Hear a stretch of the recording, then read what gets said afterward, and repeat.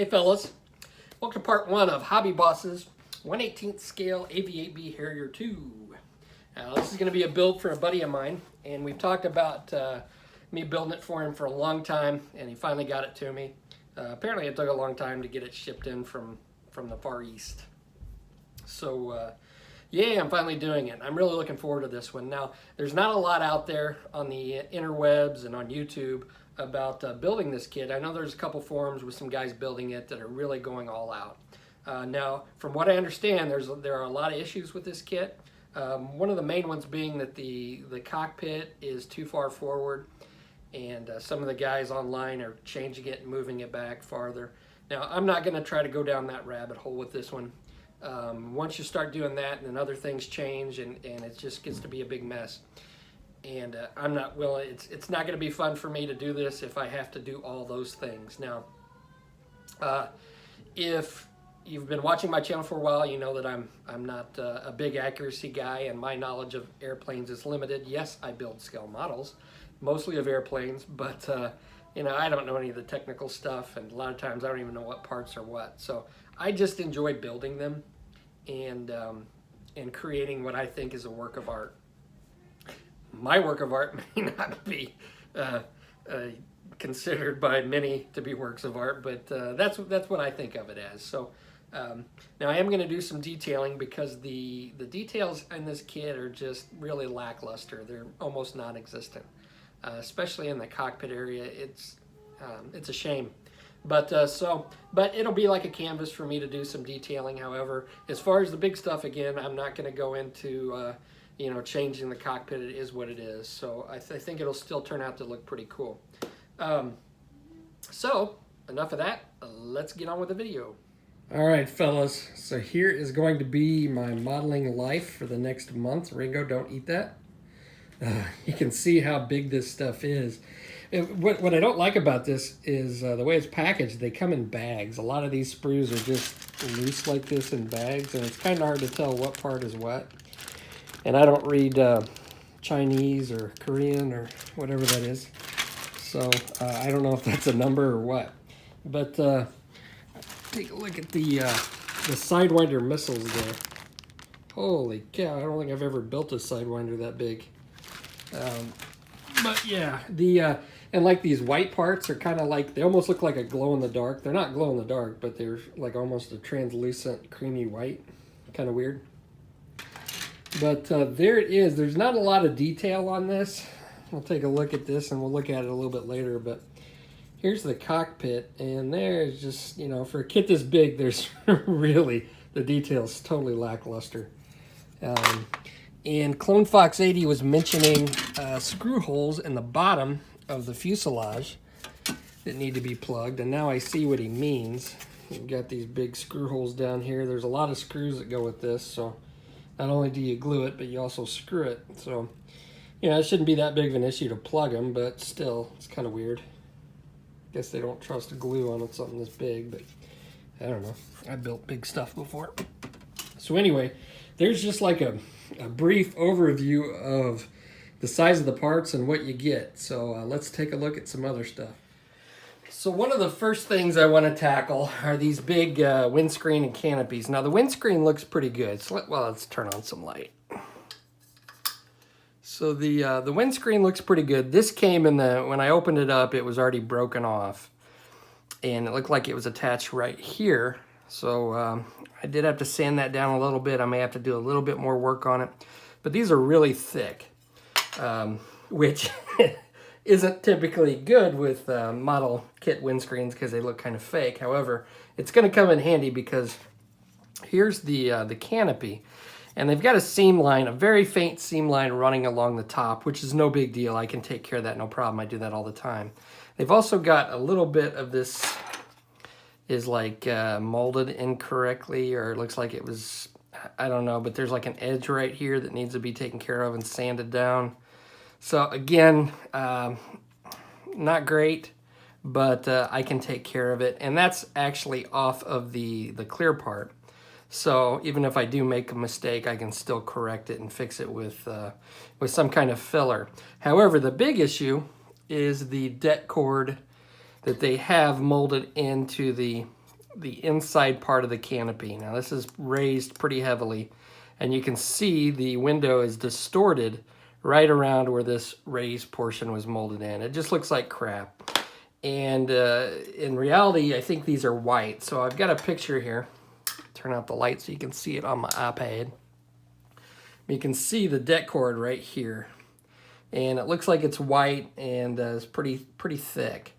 Now, trying to paint that is going to be a pain in the butt, and you're still going to have that distortion. So what I'm opting to do is I'm going to have to come in here with a Dremel tool and try to very carefully grind down this area and then come in here and sand it and then polish it. And I'm replacing, so if I make a mistake and ruin this canopy, I'm hurting. So it's going to be something I'm going to have to be really careful with and really take my time doing. Now to replace the det cord, I've built a couple 1/32 scale Harriers, and I purchased vinyl det cord, and this is just on a self-adhesive vinyl. This isn't what I purchased. I actually made this, and how I did that was I got my iPad here, and I took measurements of the raised detail. So it's 6.3 centimeters in length, and I think 3.0 centimeters in width at its widest point. So I took a picture of this, and I'll show you how I did this here in a second. And it's my kid's artwork. So what I ended up doing is taking a picture of this, and let's see, go ahead. And I basically went in here with my Procreate app, and I turned on the symmetrical the symmetry. So if I draw on one side, it duplicates it on the other. And I'll go ahead and just show you this real quick. Let's see, we'll add a new layer. And it's pretty simple. So basically, since I have, let's see, let's turn on symmetry, drawing assist. There we go. So all you have to do is come in here and trace right around like this. Now I just did that really quick, but it's pretty simple. I took my time with the other one. So let's go ahead and delete that. So you've got something like that. Now, obviously that's not as neat. And then I saved that as an image, and I went to my Cricut, and then I just put it on my Cricut's vinyl cutter and put it to the same height and width, and I cut it out in this self-adhesive vinyl that you see here. So that's how I'm going to try to take care of this. So I printed off a couple of these, and I can go back and print off more because trying to get them aligned may be kind of difficult. So what I'm going to have to tackle first is getting rid of this raised detail. So I'm going to be taking a Dremel, some sandpaper, and trying to carefully get in here and take that off. I've done it before on a 1/32 scale, so but the canopies on those are a little bit easier to come by than what we've got here. So I'm going to take my time, try to get that taken care of, and then we'll take a look at it once I get it all finished up.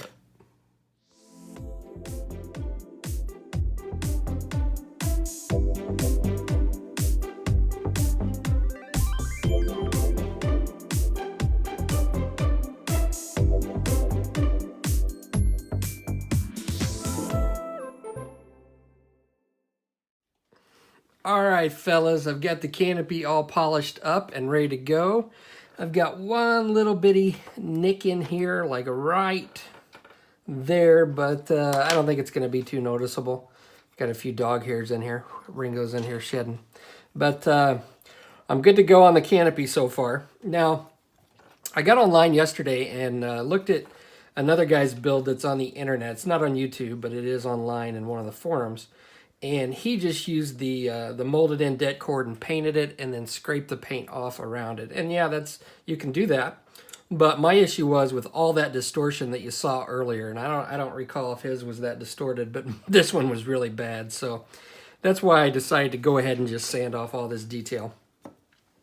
But anyway, I've got this all cleaned up, and I've wiped it down with isopropyl alcohol. Now I've got my self-adhesive vinyl det cord here. And what I've done is I've just made a center line right down the center of it. And I've also made one on the outside of the canopy to help align this. And all I'm going to do is I'm just going to kind of fold this back on itself. And this is a little bit tricky, and I've made up a couple more of these just in case I mess up. So I will try to do this on camera, but it's not the easiest thing to do, as you can imagine. So I will place it here. And I've got to hold my tongue just right for this.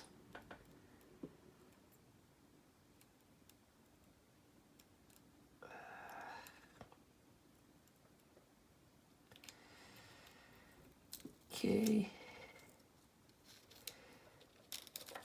And I will try to align this back here.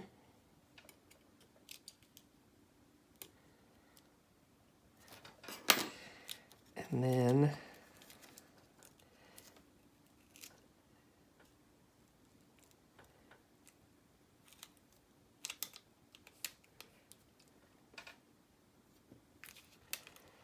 slowly, is it aligned? That's pretty close. It's aligned with my marks. So now I'm just going to come in and start. And I may have to lift up the tape and move this a little bit after I get it somewhat down. You can actually, if you don't push this down too hard, and you can lift this vinyl stuff up, but it can stretch. So I think that might be pretty close.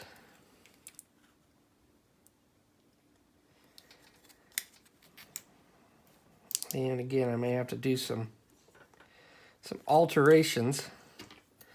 So let's see if we can peel this up.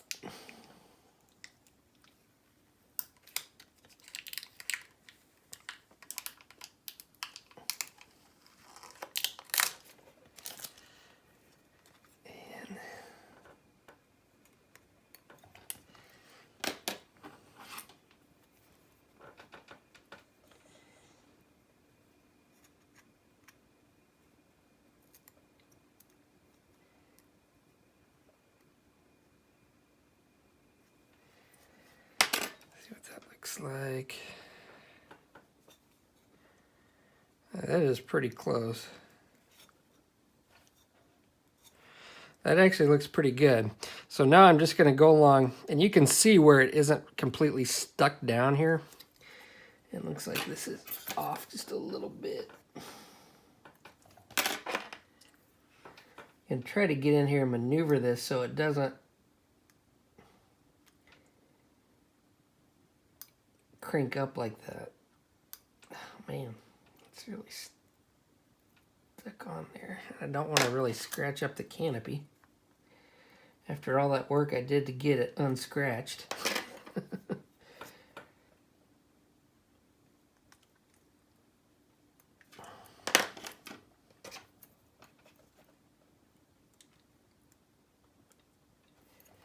we go.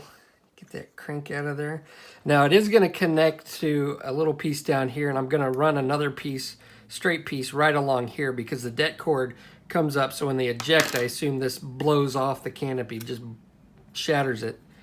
And then some of the det cord comes along here, I think, along the bottom. So I'm going to run some more, and it connects right back here at the back. So I'm going to add a bunch more detail to this. And I want this to be able to connect, so I want it really close back here. But I think that is going to work, fellas. And you can see where it's not really connected because there's a little bit of this dark area. I just come along here with my fingernail and get it down nice and tight up against that the canopy glass, and I'm just gonna work my way around and get this nice and secured. And then I can come along with some isopropyl alcohol and wipe off the permanent marker on the top here.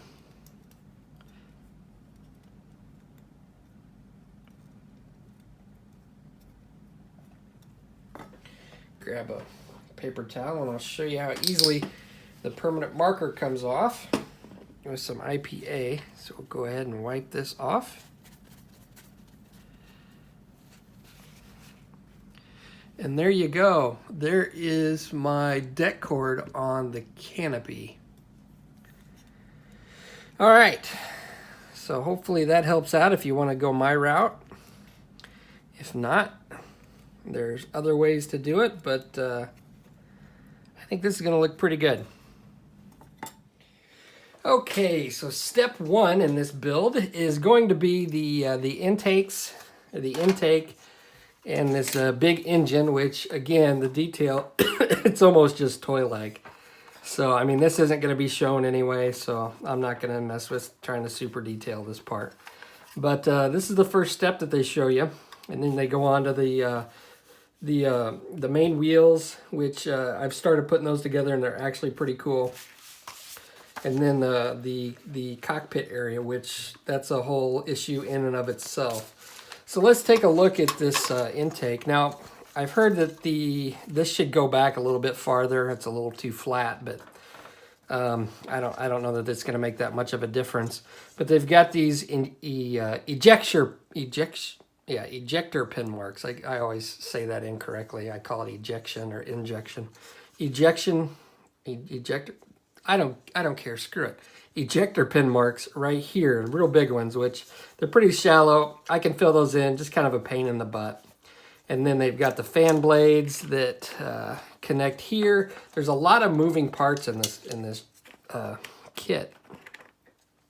So these just fit on here like this, and I guess if you are so inclined, when you put it together, you can spin the fan blades. Oh, cool, you blow on it. Look at this. That's pretty cool. So yeah, so I'm gonna have to take care of that, fill those in, and then I'll paint this and paint the fan blades. And then they've got this engine part, which for the nozzles, they have you connect these parts here.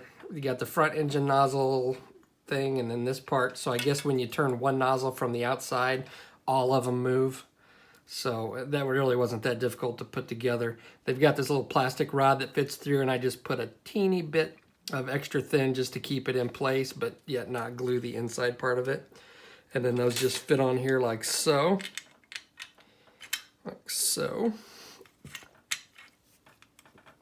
And so when you move it, it does that little number. Kind of neat, I guess. And then this just comes over. So I'm going to paint the inside of this all black, glue it together. I'm not going to worry about any seams because it's going to be on the inside. I just want it dark inside there. And then you have to, before you glue these, you have to put this in because it's got these little posts. So I'm going to have to paint everything and then put it together. Okay, so how I typically like to do my fan blades is I'll spray them with my primer, which is Mr. Surfacer Black. So I use a black primer, and it's a matte finish. And then I'll use a metallizing powder like this Ushi van der Rosten steel type. And it's pretty simple. And I like to, and the reason I do this rather than spray it all one metallic color is because I want some of that black to really darken in some of the recesses. And when you use this Ushi van der Rosten powder, you can leave a lot of it black. So I will just take some and dip it on my little makeup applicator that I've got here. And I'm just going to start rubbing it in. And I'm going to leave the backside really dark. So you're just, when you peek into the intakes, you can just catch the highlights of the steel. And it gives it a nice contrast. And it doesn't take much. You don't want to put a whole lot on here. I can probably rub in the rest of this with just what I got on here.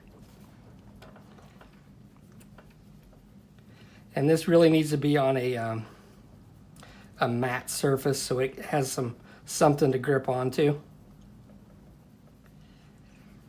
And with the black showing through, it's just going to give it that nice shading. And then you can come back in and buff it.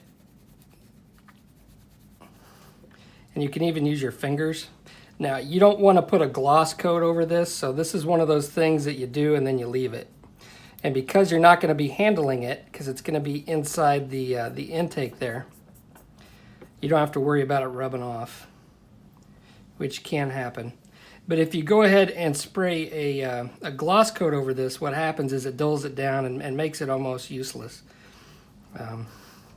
So I just like to throw this on, especially little things like this that aren't going to be handled and aren't going to need a clear coat. So it's as simple as that. Now I don't know if the light's going to pick it up here, but once you get it inside the intake, it really gives a striking look to it. And I think it's a little more realistic than just spraying it all one color or one metallic color and trying to get in all the crevices.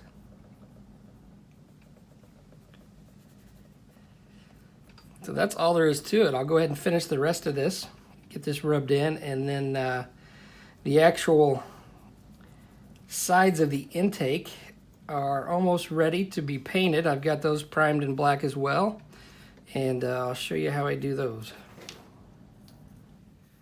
All right, so I've got this all painted up, and I used Insignia White, which is basically XF2 plus some a drop of buff. So it's basically a real light cream color. This is going to be directly over the paint, so I'm going to add just a little bit of dirt and grime. And how I'm going to do that is I've got some mineral spirits here, and I'm just going to wet it down. This is directly over the Tamiya paint. Get a nice good coat on here.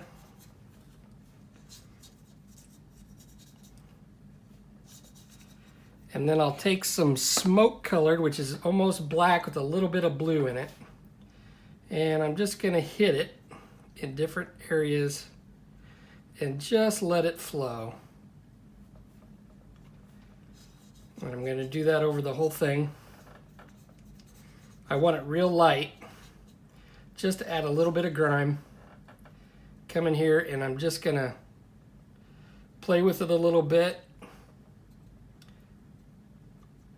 And this is, I want this to be somewhat subtle, so it's real thin.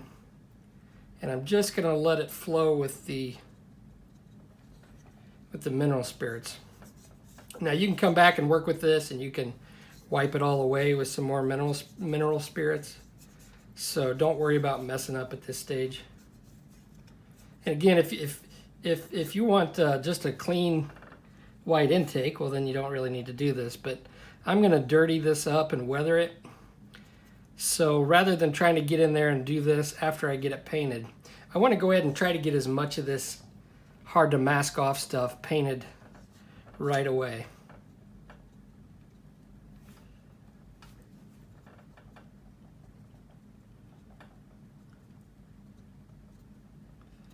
So it's just going to be a matter of playing with it.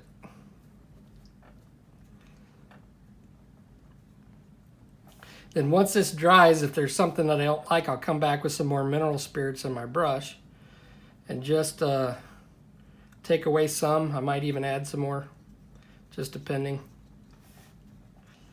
Over here, I might have got a little too much mineral spirits, so I'll add just a little bit more.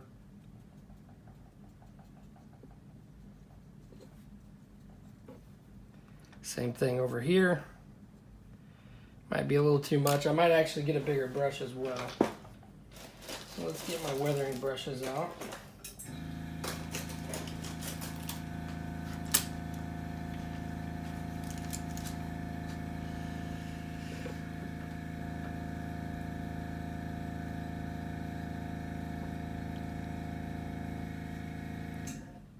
And this is going to add just a little bit of dirt and grime on the inside here that you typically see on these. And then once this dries, I'll come back over and do a flat coat on it to seal it all in. And we should be good to go on this.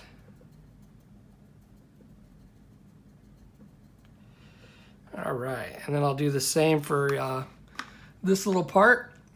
And then once this dries, obviously we'll get it all put together, and then move on from there. All right, let's get this intake together. And again, there's not much to it. So these go in a certain way. You've got this longer one that goes in the front, and it rests right in like this. So they still move. And then this piece goes on the bottom. And there's a little notch right here where this one little thingy goes, just like so. Now I'm not gonna glue this part onto here. I want this to have a little bit of wiggle room just in case I need to maneuver it when I go to fit it up inside the jet. Because if I glue it down now, if it's off just a little bit, obviously I'm not gonna be able to move it. And I can always glue it in and secure it later if I need to. So there's just a little bit of wiggle room. But there's what all my weathering looks like. It's pretty grimy. And that's gonna be reflective of, this is probably gonna be the cleanest part of this jet, because the guy building it for said go to town on it, or I can't actually say what he said because it's a big curse word, but I am really gonna mess it up. So now I'm just gonna come along here and just start gluing this down.